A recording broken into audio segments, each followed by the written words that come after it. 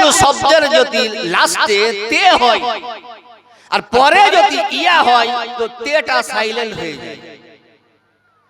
এই গ্রামার তো আর বাপও 14 পুরুষ পড়েন, ও মিজানুর রহমানের বাপও পড়েন, বর্ধমানের মোটা দানা ইও পড়েন, আদার বাদার মাদার শিয়াল কুকুর এগুলাও পড়েন। তোরা তো ভুল ধরবে। তো আসলে ছিল উম্মতি, লাস্টে ইয়া মিডিলে তে হয়ে যাওয়ার কারণে তেটা সাইলেন্ট হয়ে গেল। যেমন মদিনাতুন, কেউ যদি মদিনার হয় তো মদিনাতি হয় না, মাদানি। মক্কা লাস্টে তে আছে, মক্কার रहने वाला কে মক্কাতি বলে না, মক্কি, তে সাইলেন্ট হয়ে গেল। তদ্রূপ এখানে ছিল উম্মতি, এ উম্মত ওয়ালা নবী, লাস্টে ইয়া আসার কারণে তে সাইলেন্ট হয়ে যাওয়ার কারণে উম্মি। এখানে প্রশ্ন করবেন আপনারা জি মৌলভী সাহেব, আমার নবীর আগেও তো অনেক নবী এসেছেন, ওনাদেরও উম্মত ছিল, আর আমার নবীরও উম্মত আছে, তো পার্থক্য কি? আসমান জমিন পার্থক্য। কি পার্থক্য? 1.5 হাত 2 হাতের পার্থক্য নয়, আসমান জমিন পার্থক্য।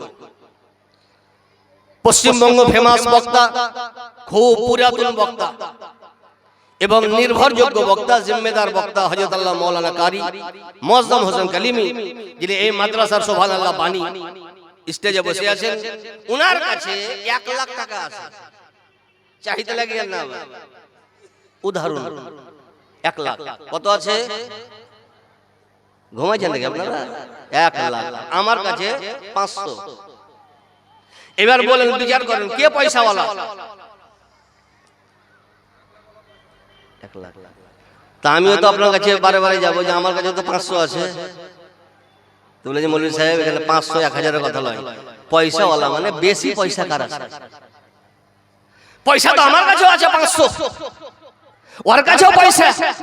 এটা সুবহানাল্লাহ টার্গেট নয়, টার্গেট হলো বেশি পয়সা কার আছে। তো যার কাছে বেশি পয়সা আছে সে হলো পয়সাওয়ালা। তো উম্মত মুসা নবীরও ছিল, ঈসা নবীরও ছিল, দাউদ নবীরও ছিল, মুসা নবীর ছিল, ইব্রাহিম খলিলুল্লাহ ছিল, ইসমাঈল জবিহুল্লাহ ছিল, কিন্তু আমার নবীর তুলনায় ওনাদের উম্মত কম ছিল। এটা বুঝাবার জন্য আল্লাহ তাআলা বলেন, হে উম্মত ওয়ালা নবী, মানে অন্য নবীর তুলনায় তোমার উম্মত বেশি। বলুন সুবহানাল্লাহ। এগুলা তো পড়ে না, পড়ে না পড়ি ভুল ধরে বেড়াচ্ছে। বলার উদ্দেশ্য হলো এটাই। আর একটি কথা লাস্ট মুহূর্তে, যতই বড় ডাক্তার হোক, আমাদের ব্যাঙ্গালোর গেলে তো হাত লাগাবেই না। মাওলানা মুয়াজ্জিম সাহেব, আমাদের এলাকার মধ্যে সর্বপ্রথম আমরা একবার ডাক্তার চেক করতে গেছিলাম ব্যাঙ্গালোর, যে যদি বড় হয় তো আরেক খ্যাপে চেক আপ করাবো, এক খ্যাপ ডাক্তার চেক করতে, যদি ভালো হয় তো আরেক খাপে আসি চেক আপ করাবো। গেছিলাম একবার,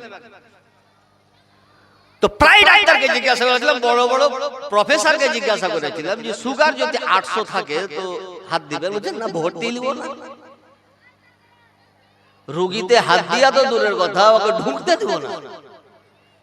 ঠিক করি এসো, তো যদি রোগী না যায় বলে যে সুগারকে প্রথমে লেভেলে করবো, তারপরে ওটিতে ভরবো। কেন? যে সুগার অবস্থায় যদি ওটিতে ভরা হয় আর অস্ত্রোপচার হয় তো রোগী বাঁচতেও পারে, না বাঁচতেও পারে, রিস্ক আছে। এই জন্য সরি হয়তো একবার বলতে হয় বা দুবারও বলতে হইতে পারে। অপারেশন কি করবেন? সুগারটাকে লেভেলে আনবেন।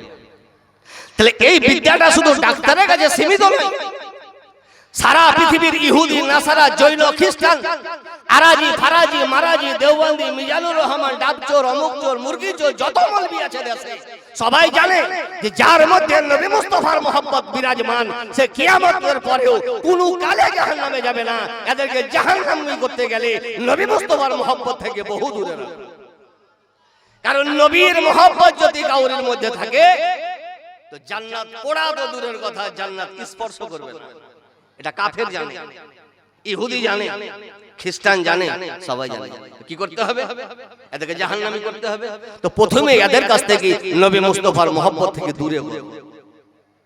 প্রথমে নবীর মোহাম্মত থেকে এদেরকে আলাদা করো, অটোমেটিক তারা জাহান্নামী হয়ে যাবে। আমি পড়েছি মহাগ্রন্থ কোরআন মাজিদ হইতে অপূর্ব আয়াতে কারিমা, আমার নবী মুস্তাফা যে কি, উনার যোগ্যতা কি, উনার কোয়ালিফিকেশন কি, উনার ক্ষমতা কি, উনার পাওয়ার কি, নবী মুস্তাফার ব্যাপারে আল্লাহ একই আয়াতে ভরে দিয়েছে, মুহাম্মাদুর রাসূলুল্লাহ অতি প্রশংসিত আল্লাহ প্রেরিত রাসূল।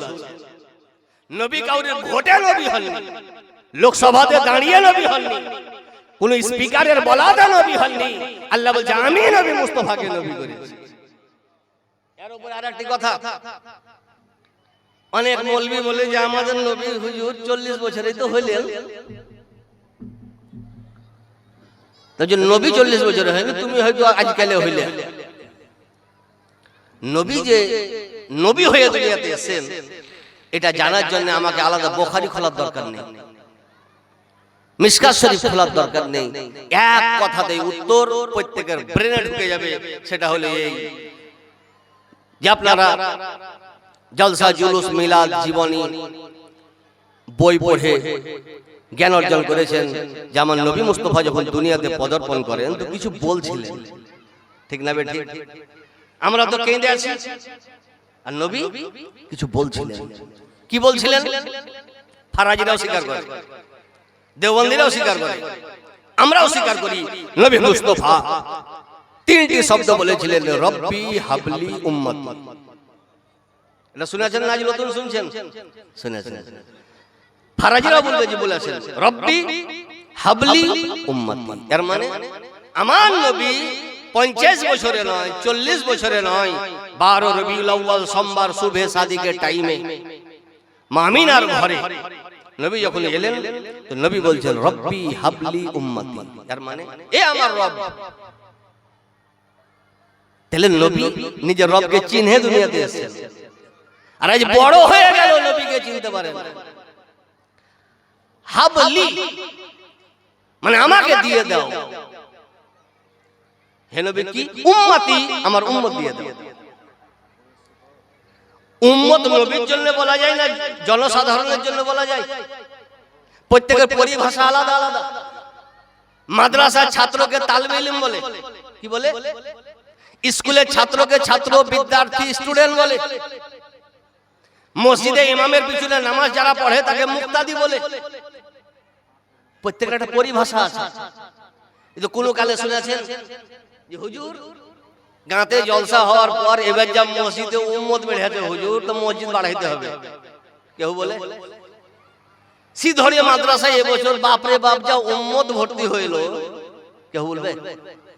সাইদাপুর মাদ্রাসায় প্রায় 250 উম্মত হবে, কেউ বলবে? আর উম্মত যখন বলবে তো নবীর সঙ্গে সম্পর্কিত করে। মসজিদে ইমামের পিছনে মুক্তাদি বলবে, মাদ্রাসায় ছাত্রকে তালেবে ইলম বলবে, স্কুলের ছাত্রকে বিদ্যার্থী বলবে। আর নবী যখন নিজের ব্যাপারে বলবে সুবহানাল্লাহ, তো নবী মুস্তাফা উম্মত বলবে। এর মানে জন্মের দিনে নবী মুস্তাফা উম্মত চেয়েছিলেন, এর মানে নবী 40 বছরে নয়, নবী হয়ে দুনিয়াতে এসেছেন। এটা সুবহানাল্লাহ, নবী নিজের জন্মের দিনে সারা পৃথিবীতে এলেন। এই হাদিস গুলাও এরা মানে বুঝে না। নবী জন্মের দিনে এলান করলেন যে আমি নবী হয়ে দুনিয়াতে এসেছি। যোগ্যতা কি?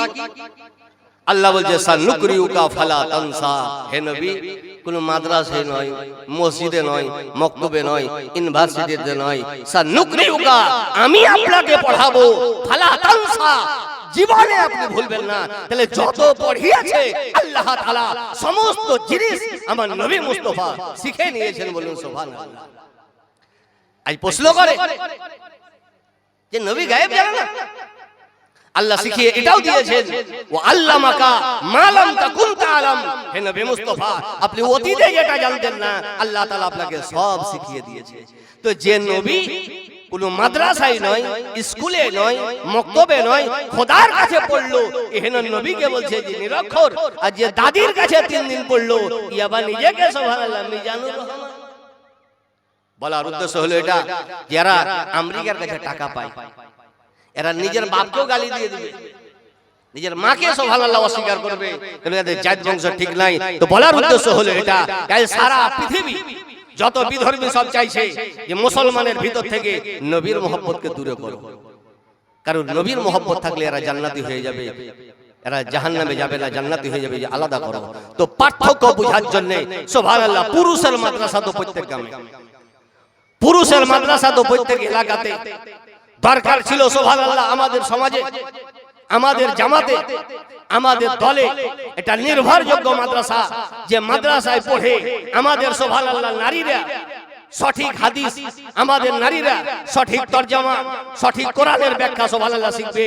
এটা আপনাদের প্রচেষ্টায়, আপনাদের পূর্ণ সহযোগিতায়, আপনাদের আন্তরিকতার কারণে আজ এহেন মাদ্রাসা সুবহানাল্লাহ সুবহানাল্লাহ প্রাইমারি লেভেলে নয়, এহেন মাদ্রাসায় বুখারী শরীফ পড়ানো হয়। বলুন আলহামদুলিল্লাহ। কারণ যারা দাঁড়িয়ে আছেন অনেক জায়গা আছে, এদিকে আগে আছে। কারণ হলো এই ইবাদত যেমন পুরুষের উপরে অপরিহার্য, নারীদের প্রতি অপরিহার্য।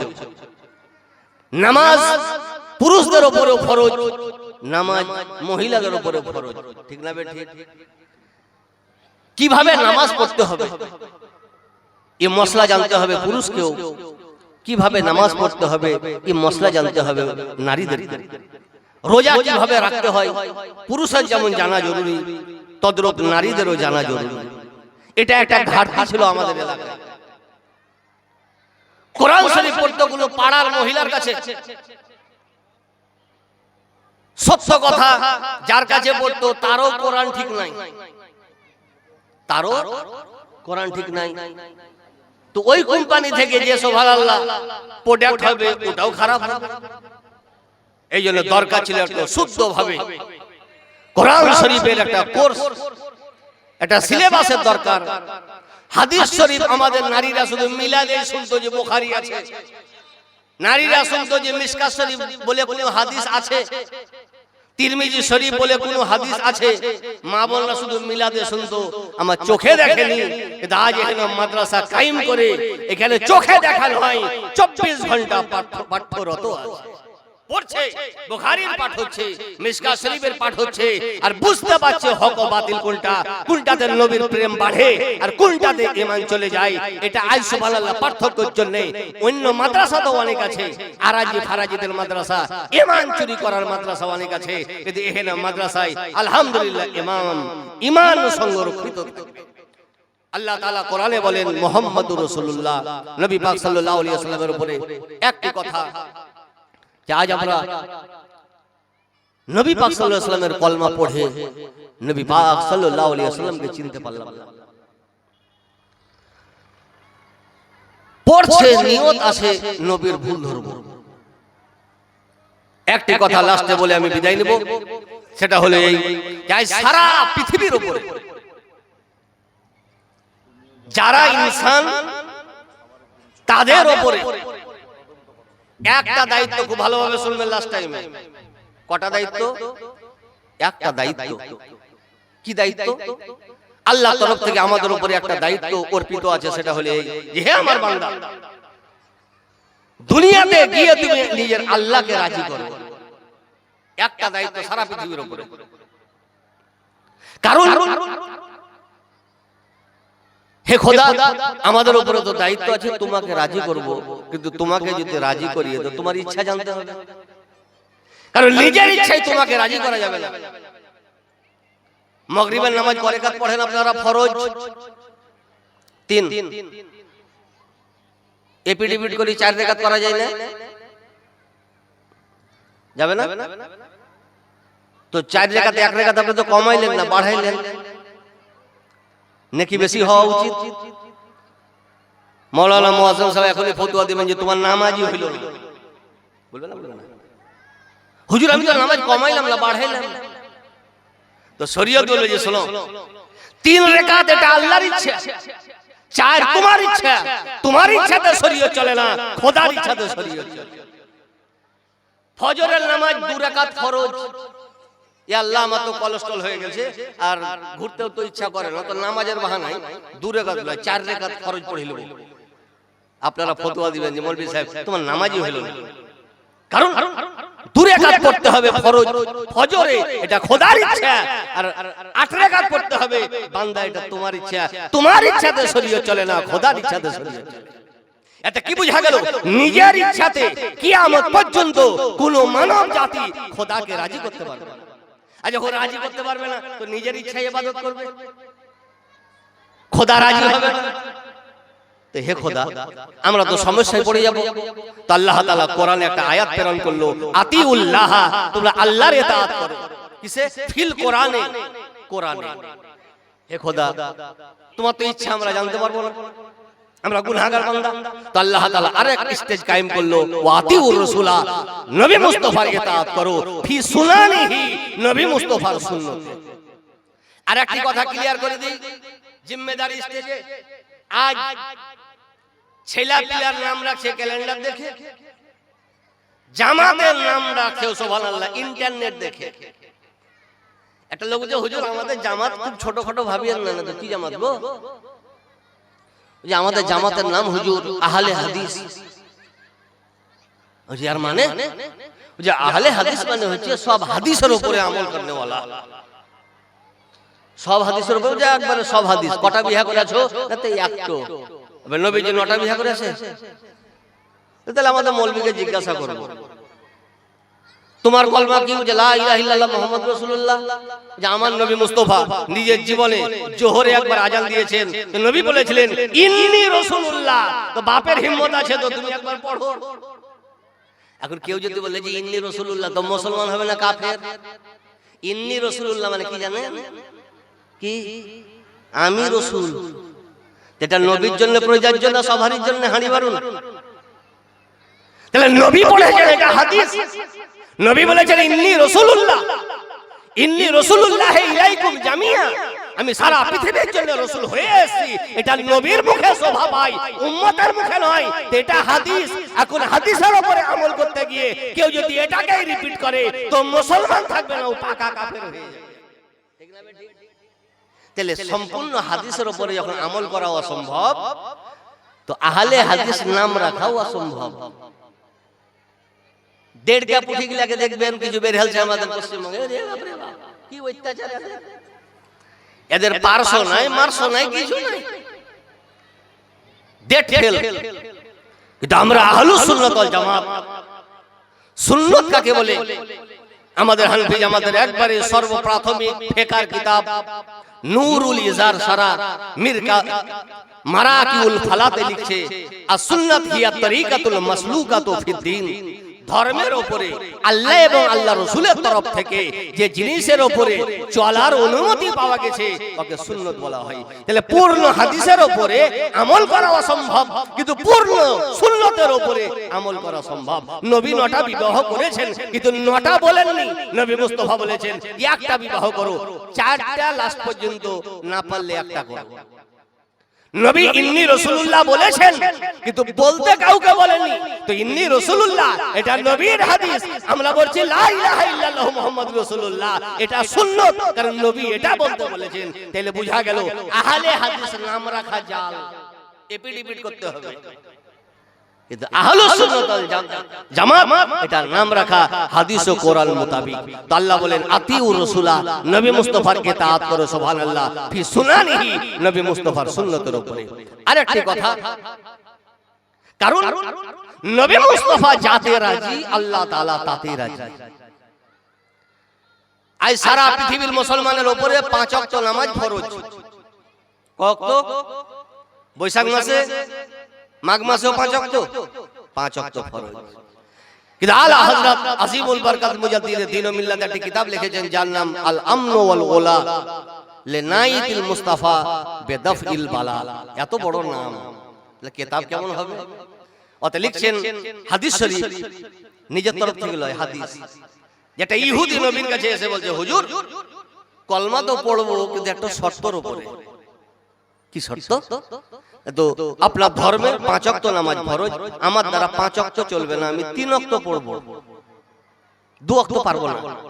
এই দায়িত্ব সারা পৃথিবীর কেউ নিতে পারবে? কোন মুফতি, কোন পীর, কোন মিনিস্টার, কোন স্পিকার, সারা পৃথিবীর কেউ নিতে পারবে না। হাদিস তুলে দেখুন, নবী বলছে, মুচকি হেসে নবী বলছেন যে কি ব্যাপার? যে হুজুর আমি 3 ওয়াক্ত চালাতে পারবো, 2 ওয়াক্ত পারবো না। নবী বলছে তোমার জন্য 3 ওয়াক্ত ফরজ, সারা পৃথিবীর উম্মতের উপরে 5 ওয়াক্ত ফরজ। এর বিপক্ষে নবীর উপরে কোনো আয়াত নাযিল হলো না। হে নবী তুমি ভুল কেন ফতোয়া দিলে? বরং কোরআনে আয়াত নাযিল হলো, হে নবী মুস্তাফা তোমার ফয়সালার উপরে যারা ঈমান না আনবে, তোমার ফয়সালাকে যারা না মানবে, জানতে হবে তারা ইসলাম থেকে বেরিয়ে গেছে। আল্লাহর তরফ থেকে নামাজ এলো 5 ওয়াক্ত, নবী মুস্তাফা ইহুদিকে ফতোয়া দিলে তোমাকে 5 ওয়াক্ত পড়তে হবে না, তোমার 3 ওয়াক্ত যথেষ্ট। ইয়াতে খোদা রাজি হয়ে গেল। তাহলে বুঝা গেল যাতে নবী মুস্তাফা রাজি, তাতে স্বয়ং আল্লাহ তাআলা রাজি। এই হাদিসগুলা বাপ জন্মে এরা দেখেনি। হে খোদা, নবী মুস্তাফা ভাষা বলতেন, বড় বড় সাহাবী বুঝতে পারতেন না। আর যে নবী মূর্খ, বেশিক্ষিত তো কি বুঝিস? পেশাব ফিরি পাইন লিয়া ঢং নাই।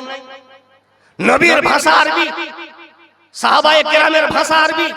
কিন্তু হাদিস তুলে দেখুন, নবী যখন বক্তব্য রাখতেন তো সুবহানাল্লাহ, গ্রামের সাহাবী নয়, টাউনের সাহাবী উঠে বলতো ইয়া রাসূলুল্লাহ আসান করুন, আপনার ভাষা বুঝতে পারছি না। নবীকে বলতো হুজুর হালকা করেন, হুজুর ভাষা বুঝতে পারি না। এর প্রমাণ হাজার হাজার হাদিসে আছে, আমি ওদিকে যাচ্ছি না, ভাষা বুঝতে পারছি না। হে খোদা, নবীকে তো সবাই চিনতে পারবে না। তো আল্লাহ তাআলা লাস্টে বলছে ওয়া উলিল আমরি মিনকুম, তোমাদের মধ্যে যারা উলুল আমর তাদের আনুগত্য করো। উলুল আমর কারা?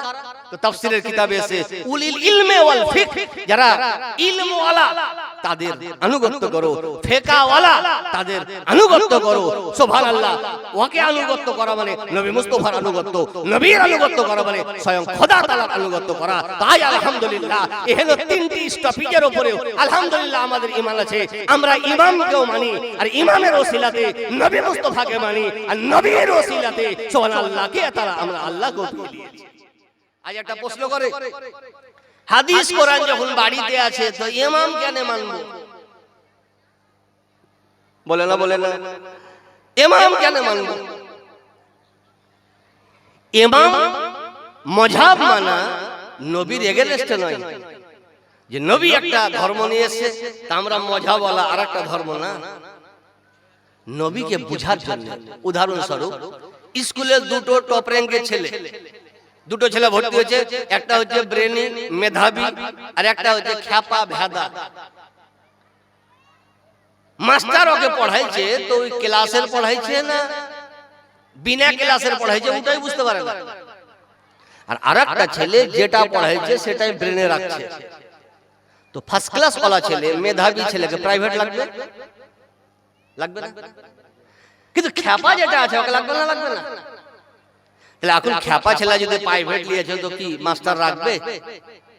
যে আমি পড়াইছি পোষাই না, তুমি প্রাইভেট নিয়েছো আমার এগেইনস্টে, স্কুল থেকে তাড়াবে না? খুশি হবে যে আমাকে বুঝার জন্যই তো প্রাইভেটটা নিয়েছে।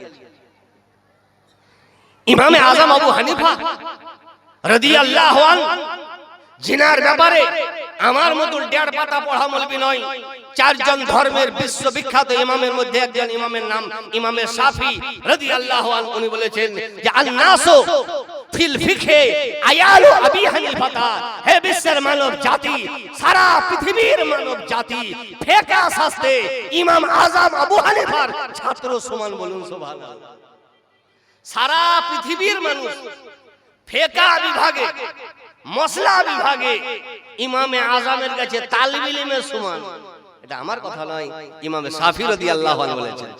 আর ইহেন সুবহানাল্লাহ টেক্কা লিতে গেছে ইমামে আযম আবু হানিফা। আজ আলহামদুলিল্লাহ আমরা যে মাযহাব মানি হানফি মাযহাব, সুবহানাল্লাহ, কোরআন আমাকে স্টপিস দিয়ে দিয়েছে।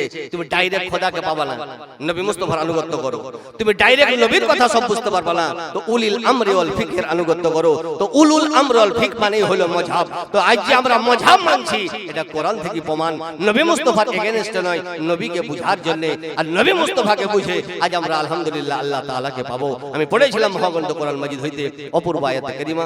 কোরআন ঘোষণা করে মুহাম্মদুর রাসূলুল্লাহ অতি প্রশংসিত আল্লাহ প্রেরিত রাসূল। আল্লাহ আপনাকে আমাকে বিশ্বের মুসলমানকে কোরআন ও হাদিসের অটুট বিধানের উপরে আমল করার তৌফিক দান করুন। বলো আল্লাহু আমিন। আসসালামু আলাইকুম ওয়া রাহমাতুল্লাহি ওয়া বারাকাতুহু।